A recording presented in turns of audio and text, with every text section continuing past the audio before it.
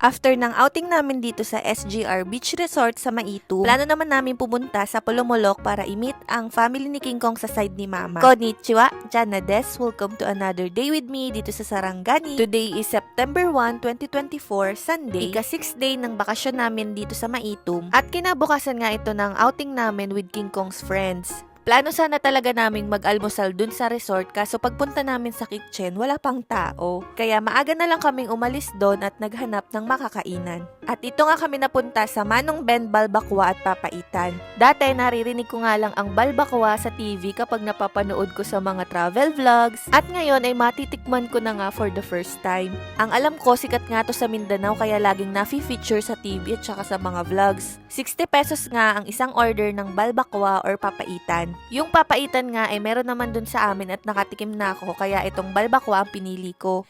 Maghahati nga lang sana kami ni King Kong nung una pero parang bitin sa amin kaya nagkuha na lang kami ng tigisa. At ito na nga natikman ko na for the first time ang balbakwa ng Mindanao. Di ko nga lang sure kung may iba-iba pang version nito dito or ganito lang siya as is. Based on my research at sa pagkakalasa ko, ito ay isang beef stew. May konti siyang karne pero mas lamang yung taba or collagen ng baka. I can say na medyo hawig siya sa lasa ng goto dun sa amin sa Quezon. Pero ang pinagkaiba niya yung goto sa amin sa Quezon at Batangas ay mas madami pang laman loob. Pero masarap din siya at malinam na. Masarap talagang higupin lalo at umaga or malamig ang panahon. Kaya i-rate ko siya ng 8/10. After nga namin mag-breakfast at mabusog, sa amin na sumakay si Missy. Itong aso na to nga ay parang mahihimatay kapag di niya nakita yung amo niya sa saglit laang. Nauna na nga umuwi sila PJ, nice to meet you po. Hinatid din muna namin si Ate Lisa dito sa Kiamba, sunod na municipality lang kay na King Kong sa Maitu. Ito nga pala yung anak ni Ate Lisa at meron lang siyang iniwan ng mga gamit at sumama ulit sa amin. Today kasi ay plano namin ni King Kong na dumiretso na sa Polomolok, South Cotabato. At si Ate Liki naman na nasa kanon ko ay taga doon kaya sabay-sabay na kaming pumunta. Si Ate Lisa naman sumabay sa amin kasi doon daw muna siya sa bahay ni Ate Liki. Dahil first time ko nga dito sa Mindanao at bihira lang din naman si King Kong pumunta-punta dito, nag-stop over kami dito sa kalagitnaan at nagpicture-picture kasi tingnan nyo naman napakaganda ng view. Ito pala yung Sarangani Bay. Every time nga napapunta kami dun sa kanila ay nababiyahe namin itong bay na ito. Napakaganda ng view kasi madaming part niya ay white sand. Maya-maya nga ay dumating na nga kami dito sa Jensan. Ito na nga yung pinakamalapit na city kina King Kong. Medyo malayo-layo nga yung biyahe, almost 3 hours at nag-stop over kami dito. May pinaayos kasi si King Kong sa sasakyan at kami naman ay nag-Jollibee muna para magpalamig at kumain. First time ko din palang sumakay ng sikad or tricycle sa kanila. Iba nga kasi ang style ng tricycle dito sa kanila kaya ako tuwang-tuwa. Sabi ko gusto ko talagang maka-experience sumakay at natupad nga dito sa Jensan. Pagdating naman namin dito sa Polomolok, una kaming dumaan kina Ate Liki at dinarapbay muna namin si Ate Lisa. Tawang-tawa nga kami ni King Kong nung nadaanan namin to, kayo na nga lang magbasa. Di ko pa pala nasasabi na kaya pala kami pupunta dito sa Polomolok sa side ng mama ni King Kong sa Paila family kasi merong konting salo-salo dahil death anniversary ng isa sa mga kamag-anak nila King Kong. Matagal-tagal na nga din yung last na punta ni King Kong dito kaya ginusto niya talaga din pumunta dito kahit alas 3 na kami halos dumating. Ang layo din kasi ng biyahe, halos 3 to 4 hours yata ang nagdadrive si King Kong. Nauna na nga dito sina Mama Arlene at sina Auntie Tess, pero kahit saglit nga lang kami ni King Kong dito, happy ako kasi nakilala ko yung iba pa nilang mga relatives. Nakakatuwa kasi napapanood daw nila yung mga vlogs ko. At shoutout po sa lahat ng Paila family, nice meeting you all po. Medyo struggle nga lang sa akin kasi pure Tagalog talaga ang aking salita. Medyo nakakaintindi naman ako ng Bisaya, wag niyo lang bibilisan.